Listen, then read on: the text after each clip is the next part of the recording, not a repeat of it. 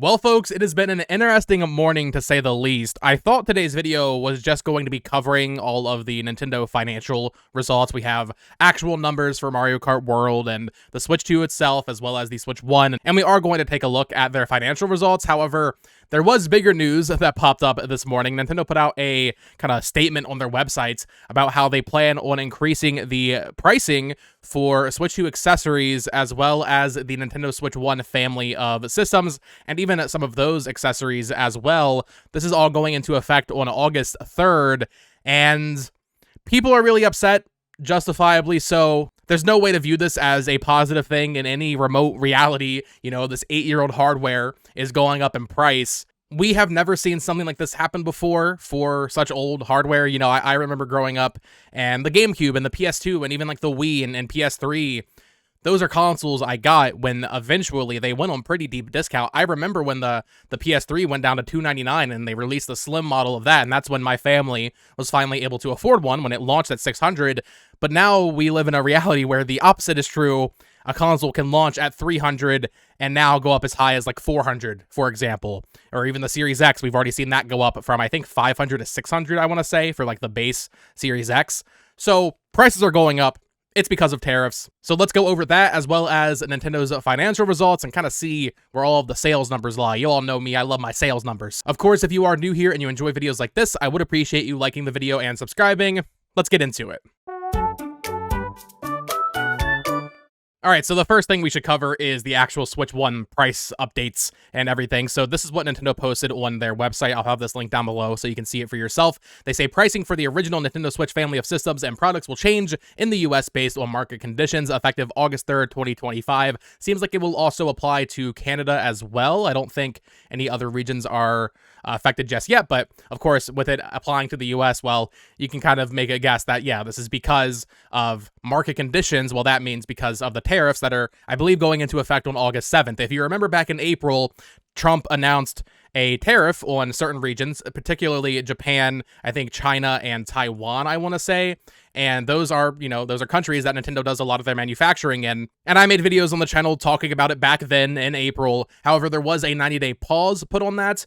They're actually going into effect now. So this is the same story from April, just now it's actually happening, and it's going into effect in just a couple of days. But reading on here, they say these include Switch, Switch OLED, and Switch Lite, and select Nintendo Switch accessories. Other than Nintendo products, including certain Switch 2 accessories, select Amiibo, and the Nintendo Sound Clock Alarmo will also see adjustments. Alarmo getting a price increase is so funny to me. Unfortunate, of course, but even $100 for that was already, like, way too much for people to be spending on an alarm clock. It's a cool alarm clock, don't get me wrong. Pricing for the Nintendo Switch 2 system, physical and digital Nintendo Switch and Switch 2 games, as well as Switch Online memberships, will remain unchanged at this time. However, please note that price adjustments may be necessary in the future. This is very important to note here.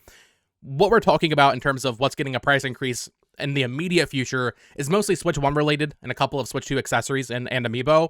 But Nintendo, even in this post, is saying that they might be increasing the price of the Switch 2 in the future. They would not put this here if they did not think they were going to need to, increase the price of the Switch 2. So at the bare minimum, I think leading into the holiday, we are going to see something change with the Switch 2 pricing. Right now, it's $450 for the base, $500 for a bundle, be that the Mario Kart bundle that's currently available or the Legends EA bundle that's coming out in October. I could see a scenario where maybe it doesn't go above $500, but maybe the base bundle without a game becomes $500 after that Legends EA bundle sells out, or maybe even that goes up to $550, that kind of thing.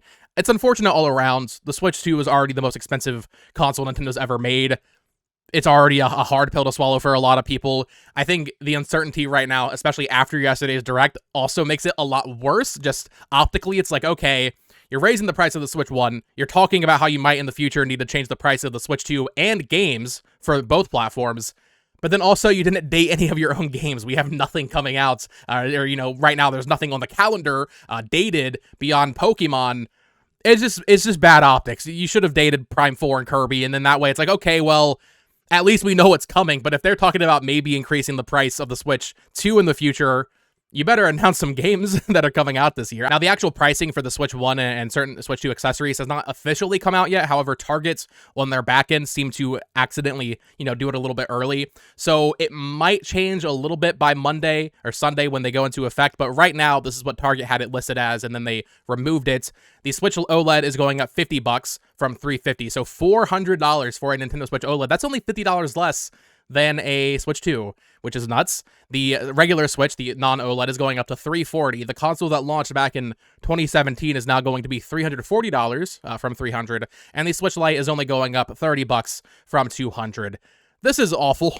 We're going to get into the numbers, but the Switch 1 already, collapsed in terms of sales because of the Switch 2 this past quarter. People were talking about, myself included, we were talking about, the Switch 1 with enough momentum could be able to outsell the PS2, which is, according to Sony, at 160 million units. I don't think so. not with this price increase, and not with how much the sales have dropped off for that console. Alarmo is going up to $110 from $100. Joy-Con 2 controllers are going up to $100 from $95. Worth noting, this was already increased back in April. I believe when they announced it, it was $85. Then it went up to $95, and now it's $100. Maybe it was $90 originally, so it's gone up $10 total.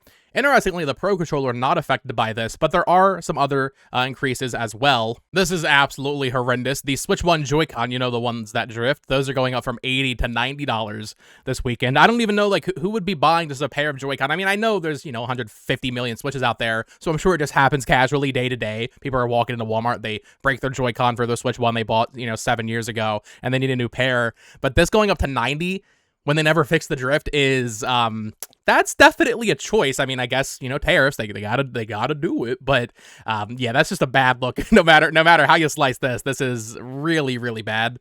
We don't have pricing on Amiibo just yet. Now, this is a chart for Canada and how the prices are changing there. So it won't be exactly 1-to-1 in America. However, it does give us a decent idea of what will end up happening come Sunday in terms of what's getting a price increase. So, the Switches, those are going up naturally as they would, based on what they did in America.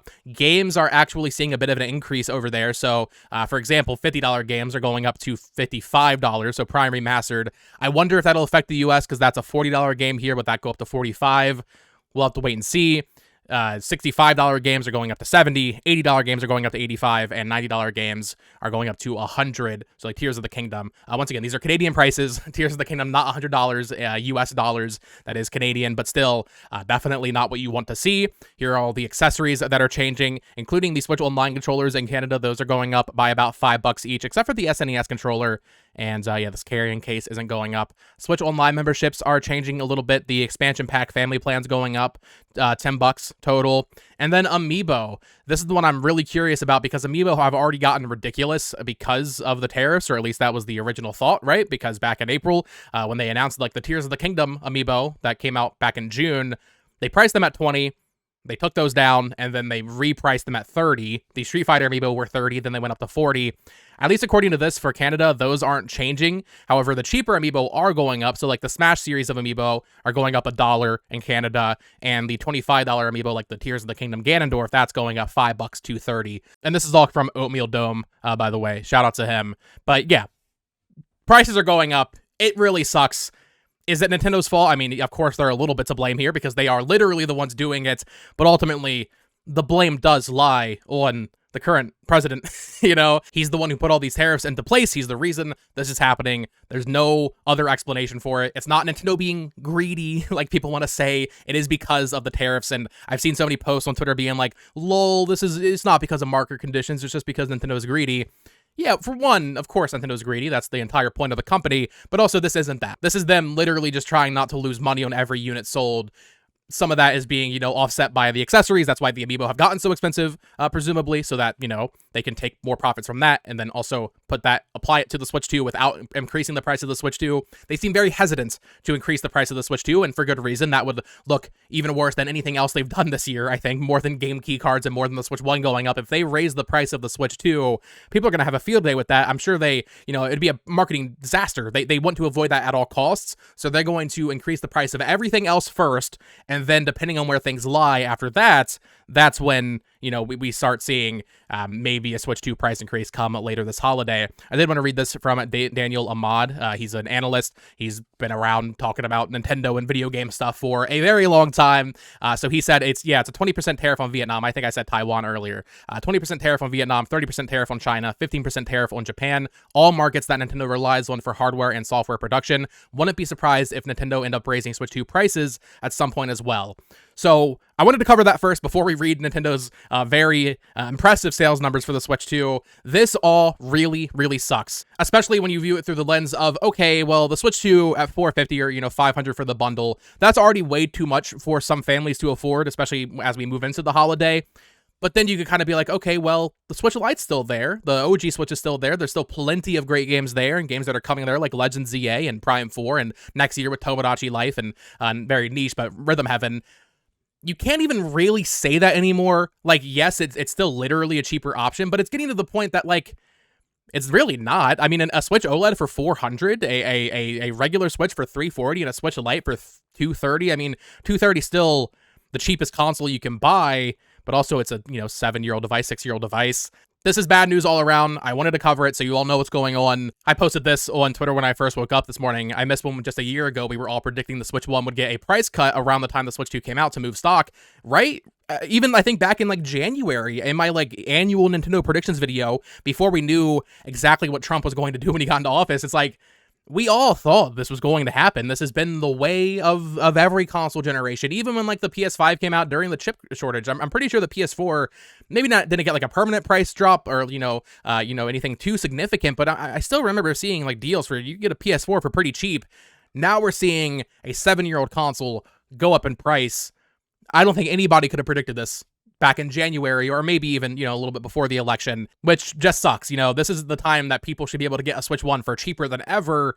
And yeah, if you go on eBay or like Facebook Marketplace, you can get them for very cheap, secondhand. But if you want to buy like a new one at a store or whatever, you're not getting it cheaper than you can literally right now today at 10 a.m. on Friday, August 1st. It's only going to get more expensive. We will see if they change this in the future, if maybe Trump changes something with the tariffs, but yeah, this blows. This is really, really bad stuff. With that said, I do want to go into the second part of today's video, and that is going to be looking at the sales data from Nintendo for the quarter, April 1st through June 30th, 2025. This is the quarter that the Switch 2 released, so we have concrete sales numbers for everything through June 30th, 2025. We've already known the Switch 2 has been a huge success. It had the biggest launch of any console in the US. I think it maybe had the biggest launch in Japan. It's been a huge success. People online will try to tell you, oh, Switch 2's dying. They need a great game to save them. Clearly, they don't. But we're reading from Pierre485. Always go to this account. They do incredible graphs and just a breakdown of everything Nintendo reports in their financials. Also have Nintendo's official, documents explaining all of their earnings as well down below. So that way you can see it straight from them. But Pierre, my goat, always just doing these incredible graphs. So let's go ahead and read this. Switch 2 debut with over 5.82 million units shipped in 26 days, so once again, just for the month of June, basically, making it the biggest launch for a dedicated video game console, and more than double the Switch 1 launch shipments of 2.74 million units back in March of 2017. And just so you have a bit of a comparison here, here's a graph that Pierre did of recent Nintendo hardware launches, starting with the DS up through the Switch 2.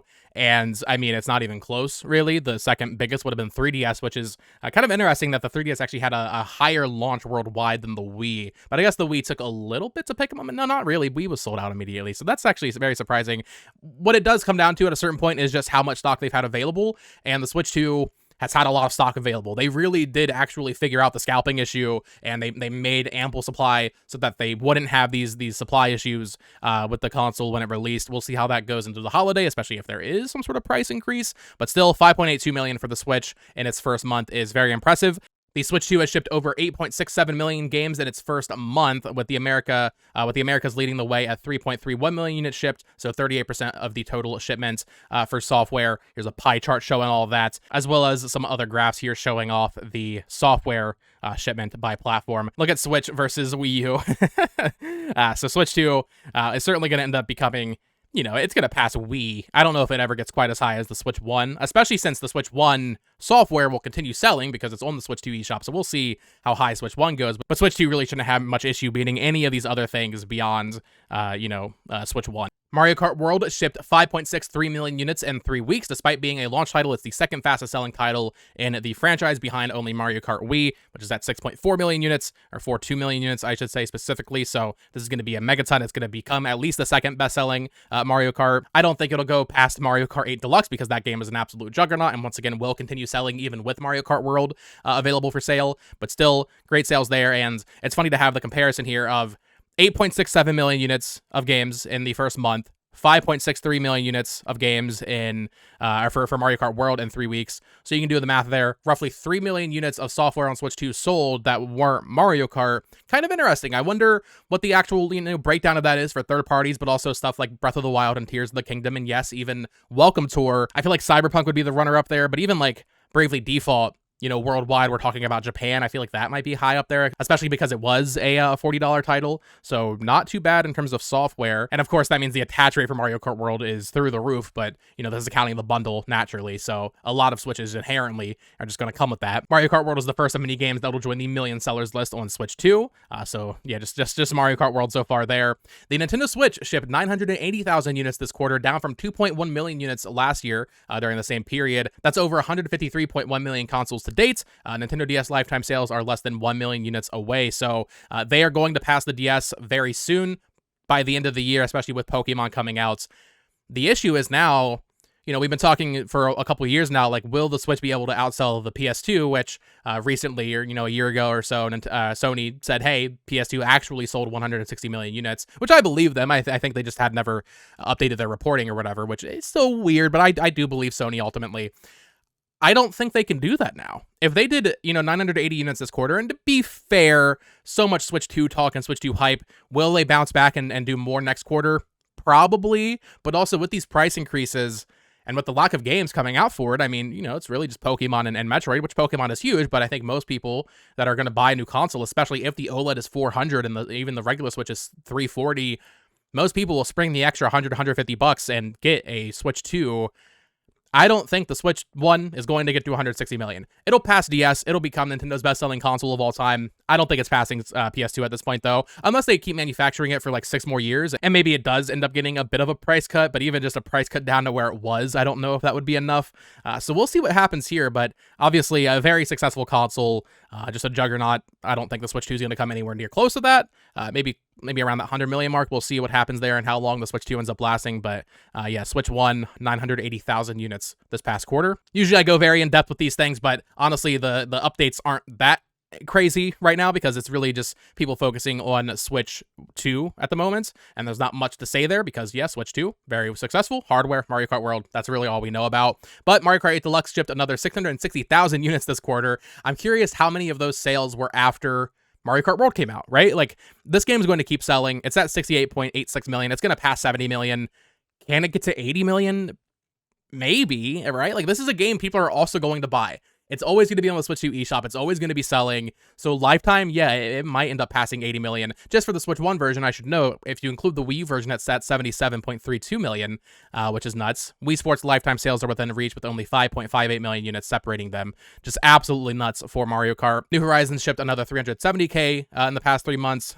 Smash Bros did another 310k. Just the Evergreen titles, the games that are always selling. I wish they had broken down how many like Switch 2 editions of this sold, but Breath of the Wild, another 230k this quarter. With the Wii version, it's at 34.74. Very impressive stuff. Mario Odyssey, 220k. Scarlet and Violet shipped another 360k this quarter. I imagine that probably got a little bit of a boost, right? Because people are buying it for that Switch 2 patch, which was very, very good, or at least, it's where the game should have been. Tears of the Kingdom, another 200k this quarter. Just all the games that are expected to sell very well. Mario Party, Super Mario Party down to 30k this quarter. So, I mean, there's 3 games on the Switch now. Of course, these are going to start, petering out a little bit. New Super Mario Bros. U, all of the known million sellers. Worth noting, Xenoblade X not on this list anywhere, sadly. So Xenoblade X did not do a million units.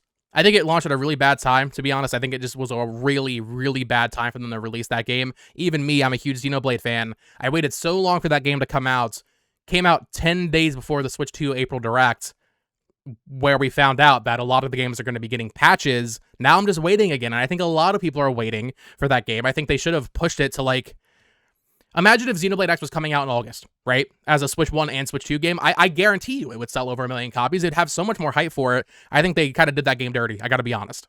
Worth noting this as well, they did include their current software slates for everything after July 1st. So Bonanza, Pokemon Legends ZA, Hybrid Warrior still says this winter. Kirby Air Riders, Metroid Prime still say 2025. Rhythm Heaven, Living the Dream, still 2026. And then to be announced is Splatoon Raiders. So they're sticking to 2025 with these games. I'll have a video maybe early next week, maybe over the weekend, talking about what's going on with Nintendo and why haven't they announced the release dates for these games? Or should we be worried about Metroid and Kirby? I don't think we should, but I'll save that for another video. But yeah, they're sticking to 2025 there. So pretty good. Switch 2 doing extremely well. Switch 1 slowing down quite a bit. And yeah, of course, the biggest news this morning is that the Switch 1 and maybe the Switch 2 in the future are going up in price. So that is what I wanted to talk about today. Of course, as always, subscribe here for more Nintendo Switch 2 news, discussion, theory, speculation, all that fun stuff. Maybe not fun stuff in the case of price increases and talking about tariffs and stuff. I don't like having to talk about tariffs, but when it's directly related to it, I kind of have to. If I want to keep up with the news. So let me know your thoughts on all of this in the comments down below. How do you feel about the price increases for select Nintendo products? How do you feel about the sales numbers for Switch 2 and Mario Kart World and everything else so far? I would love to get a hopefully civil conversation in the comments down below. And until next time, folks, peace.